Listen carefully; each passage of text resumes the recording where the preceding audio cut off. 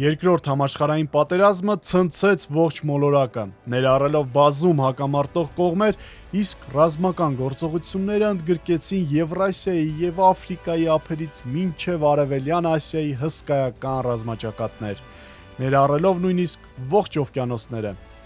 Այս ամենից անմասն չմնաց նաեւ հայ ազգը։ Հայրենական պատերազմին մասնակցելով իր քաջարի զավակներով նա տվեց Կարմիր բանակին մարշալների մի աստղաբույլ հայոց աշխարհի բոլոր անկյուններից, իսկ ազգային հերոսների եւ սխրագործությունների թվով անմահացրեց հայի անունը ժողովուրդների հաղթանակների հավերժ պանթեոնում։ Արդեն իսկ մայիսի 9-ին թամանյանական 89-րդ դիվիզիան Բերլինի Ռեյխստագում պարում է հայկական քոչարին, իսկ դրանից ընդամենը 1 օր առաջ մայիսի 8-ին հայ զինվորը կատարում է անհնարին թվացող սխրանք, ազատագրում է Շուշիի անառիկ բերդը։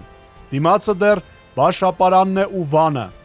Հաղթական մայիսը ողջունում է քեզ, միշտ հաղթող զինվոր, եւ առաջարկում ընկղմվել ընդամենը ակնթարթներ առաջ 80-ամյակի նվիրված կռվի ու հաղթանակի մի քանի համակարգչային խաղերի, որոնք կարելի է փորձել, եթե երեքական մի քիչ ազատ ժամանակ ունես։ Ձեզ հետ Յումանյան է, ուրեմն առաջ, զինվոր։ Red Orchestra 2 Heroes of Stalingrad. Սա խաղի շարքի երկրորդ մասն է, որը կպատմի երկրորդ համաշխարհային պատերազմի ամենադժվար ճակատամարտի մասին։ Այն տեղի ունեցել 1942-ից 1943 թվականներին եւ հայտնի դարձավ որպես Ստալինգրադի ճակատամարտ։ Հեղինակները խաղը հնարավորինս իրատեսական են դարձրել, պահպանելով տեղակայման վայրի եւ մարտերի ժամանակագրությունը եւ շատ ավելին։ Դրա շնորհիվ մթնոլորտը փոխանցված է հնարավորին իրատեսորեն, կա նաև բաժանումը զրահատեխնիկայի եւ այլ դասերի զենքերի, ինչպես Battlefield-ում, բայց դրանով խաղը չի սահմանափակվում։ Այն կենտրոնացած է ռեալիզմի վրա, օրինակ, բավական է ստանալ ծանր վնասվածք եւ ամեն ինչ պետք է սկսել նորից։ Զինվորները հոգնում են վազքից ընդամենը մի քանի վայրկյան հետո։ Նաև կարևորվում է զինվորի բարոյական վիճակը։ Երբ ձեր աչքերի առաջ ընկերը ընկնում է, պատկերը մշուշվում է, լսելի է դառնում սրտի տրոփյունը։ Նույնը տեղի է ունենում, երբ մոտ ես հրետանային կրակոցին կամ երբ թշնամին կրակում է շատ մոտ դիրքից։ Չնայած ամենին, մեր զինվորը շարժվում է առաջ։ Իլ-2 շտուրմավիկ 1942-ին Ստալինգրադի համար մղվող մարտերը ընթանում էին ոչ միայն ցամաքում, այլև օդում։ Այստեղ տարած հաղթանակը կնշանակի ռազմավարական կարևոր առաջխաղացում Կարմիր բանակի համար։ Կազմակերպվեց կատաղի պաշտպանություն եւ թշնամուն թույլ չտրվեց նույնիսկ երկնքում գրանցել հաջողություն։ Խաղացողին կտրվի հնարավորություն ցույց տալ իր հմտությունները տարբեր առաքելություններ կատարելիս։ Որպես երկաթի արծիվ կկարողանաք հեծնել Յակ-1-ից մինչև Իլ-2 եւ այլ հայտնի կործանիչներ։ Վերջինիս վրա իր ազգային հերոսի կոչումը զետեղեց Նելսոն Ստեփանյանը, Շուշիից մինչև Տավրիդայի սև ու բալթիկ ծովերի թատերաբեմերը ճեղքելով։ Միևնույն ժամանակ ինքնաթիռների եւ զենքերի մեծ տեսականի պատրաստված են մեծ ճշգրտությամբ եւ հենց քեզ խաղացողին թույլ են տալիս գալ տեխնիկայի ողջ ուժը օդում ճակատամարտի ժամանակ։ Medal of Honor Airborne. Երկրորդ համաշխարհային պատերազմն է, իսկ դուք ոսոխի դիրքերի վրայով ուղղակիորեն սավառնում եք ձեզ չսպասող թշնամու գլխին հարվածելով։ Medal of Honor Airborne, սա է ձեր պատասխանը։ Երբ փամփուշտների ու հրետանային ռումբերի շաչյունի տակ վայրեջք եք կատարում առավել վտանգավոր ռազմաճակատի գոտիներում։ Այստեղ հանդես է գալու Boyd Travers-ի դիրքով, որը 8-րդ դիվիզիայի մարտիկներից մեկն է եւ պատրաստ է մտնել թշնամու թիկունք գրավված Եվրոպայի դիրքերը ետ բերելու համար։ Վայրեջքից հետո վերցնում ենք շահավետ դիրքը եւ խորանում սյուժեի մեջ։ Առաջադրանքը կատարելու համար մեզ ընձեռնված է կռվի ամենալայն ճակատը։ Օգտագործում ենք տարբեր սպառազինություններ, առյալ M1 Grant հրացանը եւ Թոմսոնի ատրճանակը, ինչպես նաև բազմաթիվ նռնակներ եւ այլ սարքավորումներ։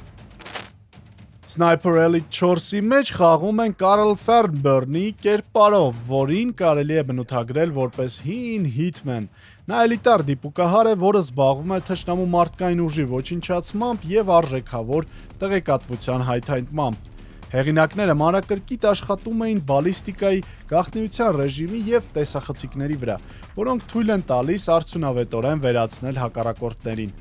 Եվ այս ամենը տեղի ունենում Իտալիայի թերակղզու գեղեցիկ լանդշաֆտներում, միջերկրածովյան ափերից մինչև լեռնային վանքեր։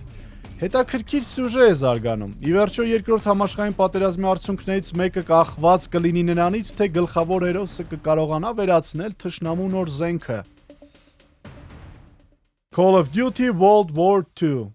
իրադարձությունները տեղի են ունենում 1944-ից 45 թվականներում։ Ամեն ինչ սկսվում է հենց այն ժամանակ, երբ դաշնակիցները հավաքում են ուժերը վերջնական հարձակման համար։ Հանդես են գալիս հետևակային զինվոր Ռոնալդ Դենիելզի դերում եւ պետք է ոչ միայն ականատես լինենք, այլև ուղիղ մասնակցենք ամենադժվար ճակատում մարտերի։ Խոսքը իհարկե ամերիկյան զորքերի ելքն է Նորմանդիայի ափերին։ Կմասնակցենք քաղաքի շրջափակման եւ նրա գրավմանը դաշնակից զորքերի կողմից, կլինենք պատմականորեն կարևոր վայրերում։ Ինչ վերաբերում է խաղի մեխանիկային, այն առավել քան պարզ է Call of Duty-ին ծանոթ մարդկանց։ Մասնակցել վտանգավոր, բայց ցավոք սկրիպտային առաքելություններին, վերացնել թշնամիների բազմաթիվ տեխնոպարկը եւ նույնիսկ ունենալ հնարավորություն նստել օդանավի ղեկին եւ դեպի երկինք։ Եթե գործակալական խաղերի սիրահար եք, ապա Red Saboteur-ը իսկը եւ ձեզ համար է։ Արկածային այս խաղը, որտեղ համակցված են գաղտնալսում, դիվերսիաների կազմակերպում, մեքենաներով մրցակռիվ տեղի է ունենում Ֆրանսիայում, ֆաշիստական Գերմանիայի օկուպացիայի տարիներին։ Դուք գլխավորում եք ապստամբական խմբավորում, որը ցանկանում է ազատ արձակել Ֆրանսիան 3-րդ Ռեյխի զորքերից։ Հանգիստ կարող եք տեղաշարժվել քաղաքում, շփվել առանցքային կերպարների հետ, հեռանալ ոստիկաններից։ Խաղը երբեմն փոփոխում է գունային գամման։ Դա ցուցադրում է թշնամու առկայության աստիճանը։ Եթե միջավայրը դարձավ երկու գույնով, դուք տարածքում դիվերսիա կատարելու առաջադրանքներ ունեք։ Նախկին գույնային վերադառնալը կնշանակի, որ տարածքը ազատագրվել է ֆաշիստներից։ Խաղում կարող եք պլանավորել հարձակումները, կազմակերպել դիվերսիաներ անակնկալ տեղերում, արգելափակել մատակարարումը զենք ու զինամթերքի եւ տեղափոխել ռազմաճակատ անհրաժեշտ գաղտնի տեղեկություններ։ Company of Heroes 2 հայտնի ստրատեգիայի երկրորդ մասը կառաջարկի բազմակողմանի ռազմավարության իրականացում երկրորդ համաշխարհայինի ամենատարբեր ճակատներում։ Ձեզ հնարավորություն կտրվի վերահսկողության տակ վերցնել կարմիր բանակի հատուկ ջոկատայիններին եւ անցնել պատերազմի ամենաբարդ գոտիները, պայքարելով հաղթանակի համար մինչև վերջ։ Ինչ վերաբերում է խաղային ընթացքին, ապա այն քիչ փոփոխության է ենթարկվել։ Ռազմավարությունը որոշ տեղերում պետք է փոխել, քանզի առաջ կրակից ու ցրտից մարտիկները չէին տուժում, իսկ հիմա պետք է զգույշ լինել նույնիսկ սառցե լճակի վրայով անցնելիս։ Այն կոտրվելու դեպքում կկորցնեք ռազմիկների մեծ խումբ, ինչը ցանկալի չի։ Բացի այդ, ռազմիկները կռվի բարդության պայմաններում իրենց կարող են ցուցադրել տարբեր կողմերից։ Օրինակ, սառը եղանակի պայմաններում նրանք դառնում են ավելի քիչ արդյունավետ, որը ազդում է ճակատամարտում։ Կարող ենք օգտագործել ապաստարաններ, օգտագործել լանդշաֆտը, որպեսզի ձեռք բերենք մարտական առավելություն։ Բացի այդ, ջոկատայինների մոտ կբացվեն նոր հմտությունները, որոնք թույլ կտան ավելի հմտորեն կատարել իրենց առաջ դրած առաջադրանքը։ Այսօր էլ այսքանը։ Հավերժ Փարք հայ զինվորին հազարամյակի որ կռվում էլ որ լինի։ Անցյալի, ներկայի, թե գալիք։ Մենք ոչինչ չենք մոռանում։